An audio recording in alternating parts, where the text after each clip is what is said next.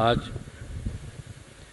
AIIMS Patna के प्रथम दीक्षांत समारोह का आयोजन हुआ है और इस अवसर पर महामहिम राष्ट्रपति आदरणीय श्रीमती द्रौपदी मुर्मू जी उपस्थित हुई हैं। इसके लिए मैं उनको बधाई देता हूं, उनका अभिनंदन करता हूं।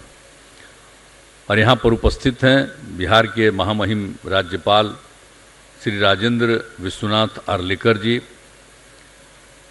और स्वास्थ्य एवं परिवार कल्याण विभाग के माननीय केंद्रीय राज्य मंत्री डॉक्टर भारती प्रवीण पवार जी अभी बोली हैं। और यहाँ पर उपस्थित हैं पाटलिपुत्र के माननीय सांसद श्री राम कृपाल यादव जी। हम देख लिए आपको, इसलिए आपका नाम ले रहे हैं। और फुलवारी के माननीय विधायक श्री गोपाल रविदास जी, पटना एम्स के माननीय अध्यक्ष प्रोफेसर डॉक्टर सुब्रत सिन्हा जी, सासाराम रोहतास के माननीय सांसद श्री छेदी पासवान जी,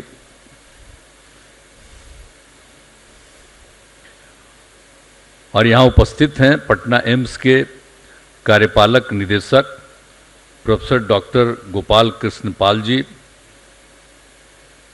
यहाँ पर उपस्थित हैं बिहार सरकार के पूर्व मुख्यमंत्री और पूर्व मुख्य सचिव, मुख्यमंत्री गलत से बोल दिए, पूर्व मुख्य सचिव और मुख्यमंत्री के प्रधान सचिव श्री दीपक कुमार जी, और मुख्य सचिव जनाब अमीर सुभानी साहब। कितना बढ़िया कपड़ा पहन करके यहाँ पर बैठे हुए देखिए पूरा। और यहाँ उपस्थित हैं स्वास्थ्य विभाग के अपर मुख्य सचिव श्री प्रत्यय अमृत जी। यहाँ उपस्थित हैं सभी विशिष्ट अतिथिगण, उपस्थित चिकित्सकगण। इस दीक्षांत समारोह में उपस्थित इस जो एम्स पटना के मेडिकल कॉलेज के सभी छात्र छात्राएं, और यहाँ उपस्थित हैं प्रिंट एवं इलेक्ट्रॉनिक मीडिया के पत्रकार मित्रों, छायाकार बंधुओं, और इस कार्यक्रम में उपस्थित बहनों एवं भाइयों। इस कार्यक्रम में मैं आप सब लोगों का स्वागत करता हूं। और सबसे पहले मैं पुनः महामहिम राष्ट्रपति श्रीमती द्रौपदी मुर्मू जी का अभिनंदन करता हूं और पाटलिपुत्र की धरती पर उनका स्वागत करता हूं। मैं हृदय से आभारी हूं कि आदरणीय राष्ट्रपति जी अखिल भारतीय आयुर्विज्ञान संस्थान एम्स पटना में पहली बार आयोजित हो रहे दीक्षांत समारोह में पधारी हैं। अब साथ ही इस दीक्षांत समारोह के अवसर पर एम्स पटना से ग्रेजुएट करने वाले मेडिकल छात्र छात्राओं को तहे दिल से शुभकामनाएं देता हूं।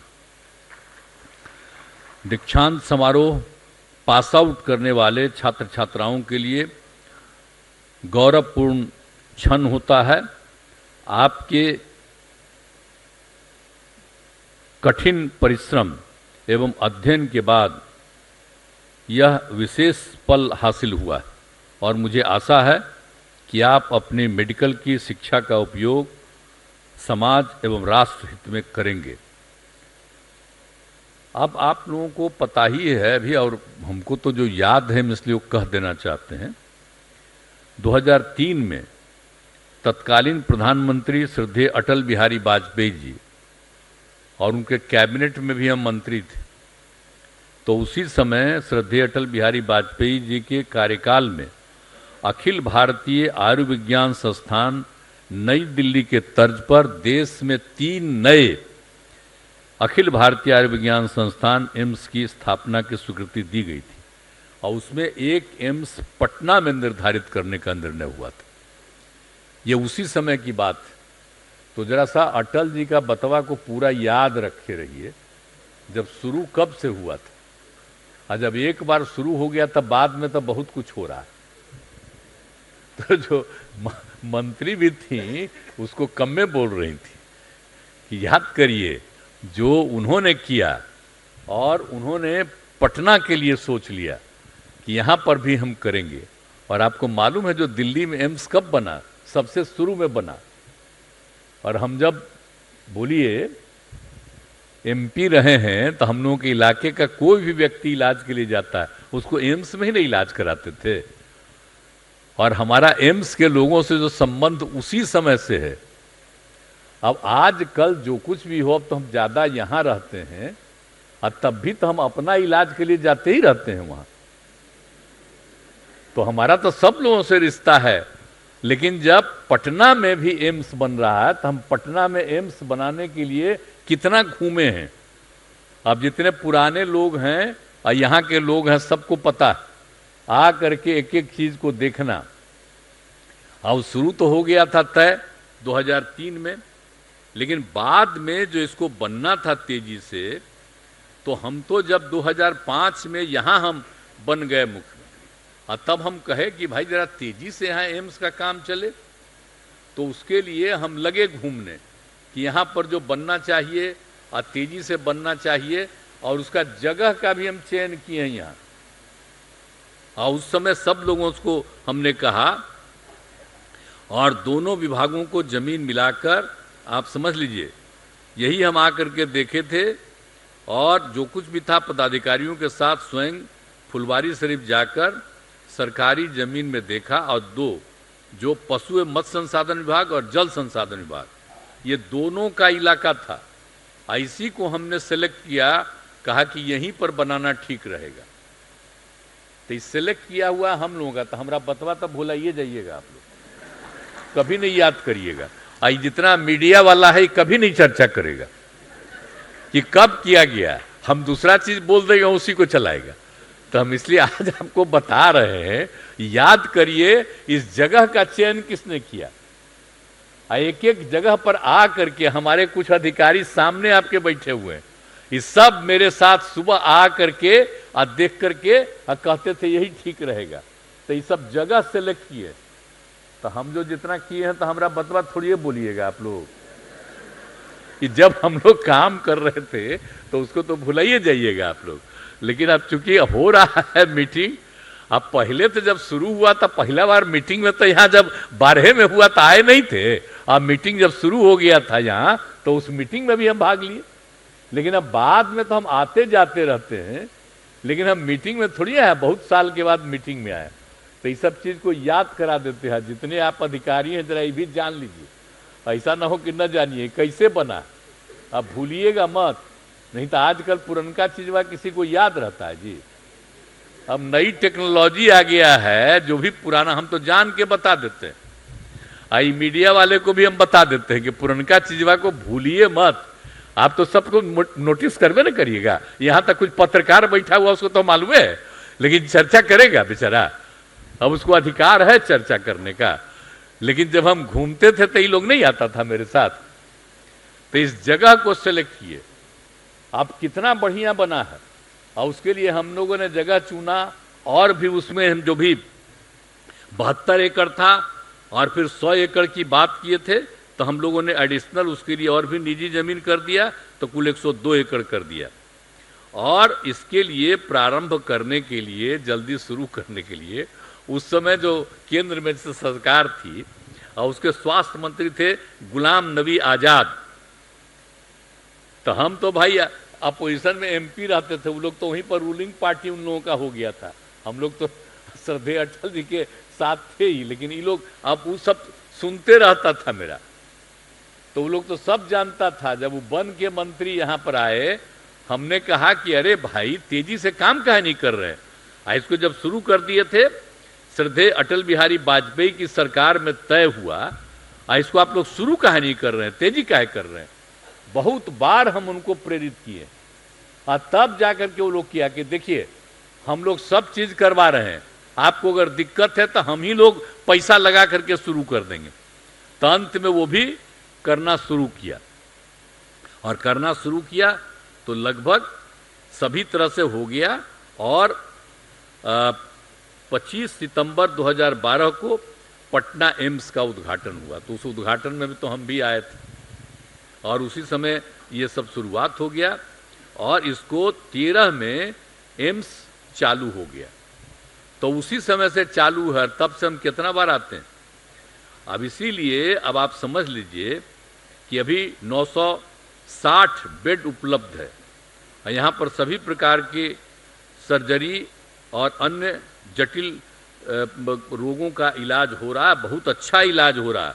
और आप जान लीजिए कि यहाँ इतना बढ़िया काम हुआ है कि जब ये कोरोना का दौर 20 में शुरू हुआ तो पूरे बिहार में सबसे बढ़िया इलाज कोरोना का जो पीड़ित थे यही हो रहा था। सबसे ज्यादा यही लोग काम कर रहे थे, इतना अच्छा काम कर रहे थे। तो हम लोगों के तरफ से तो मालूम है ना भाई यहाँ कितना बड़ा बड़ा काम करते हैं और सब लोग आकर के करते थे। इसलिए जो भी है, जितने चिकित्सक हैं, ऐसे सभी कर्मियों को मैं बहुत ही आपका अभिनंदन करता हूं और आप लोग इतना बढ़िया काम करते रहें कि मुझे बड़ी खुशी होती है। इसका और विस्तार हो, तभी हाल में लोग कहे हमको कि और थोड़ा सा दे दीजिए, तो हमने तय कर दिया है और अधिकारियों को कह दिया है कितना है जी, 300 कितना है, 330 करोड़ रुपया उसमें हम लोगों का लग रहा है।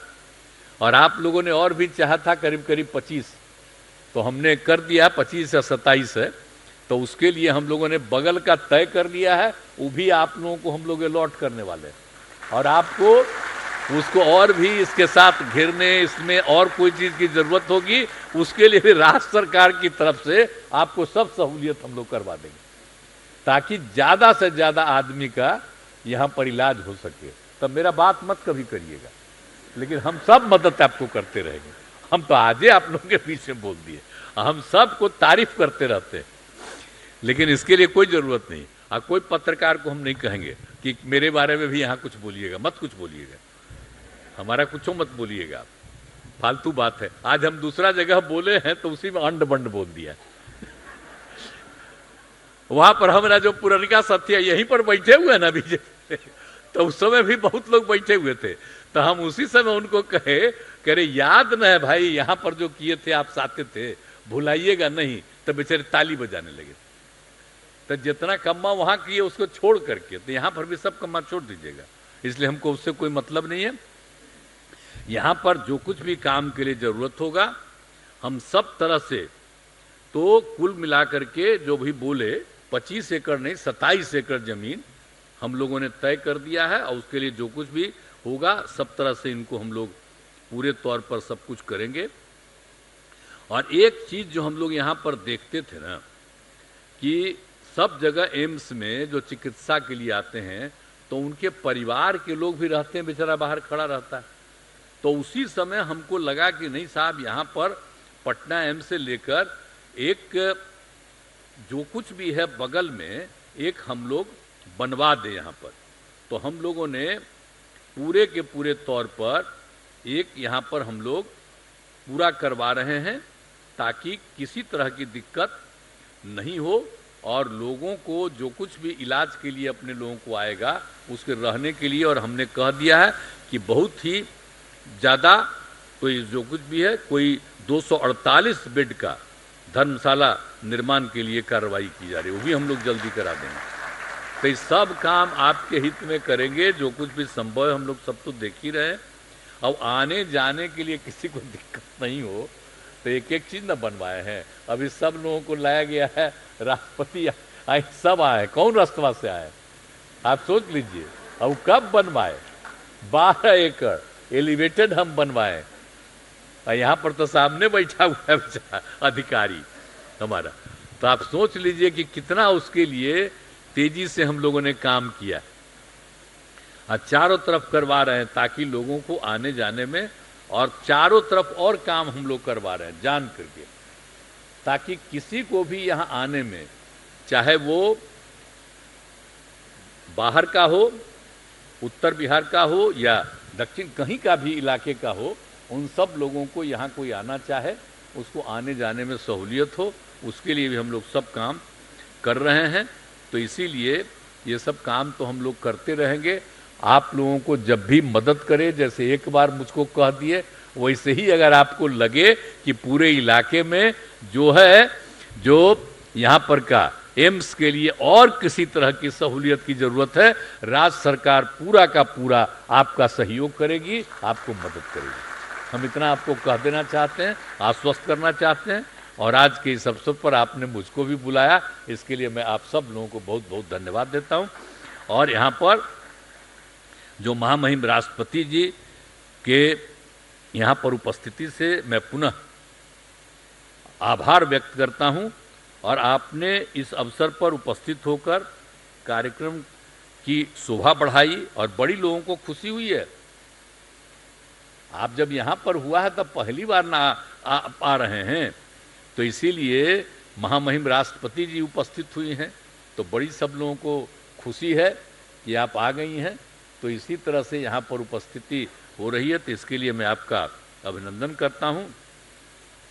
और इस दीक्षांत समारोह के दौरान डिग्रियां प्राप्त करने वाले सभी छात्र छात्राओं को बधाई देते हैं और उनके उज्जवल भविष्य की मैं कामना करता हूं। खूब आगे बढ़िए और खूब तरक्की करिए, यही है। और यहाँ पर जितने लोग यहाँ उपस्थित हैं, मैं आप सब लोगों का अभिनंदन करता हूं और इस पर मौका मिला, इसके लिए मुझे खुशी है। बहुत बहुत धन्यवाद।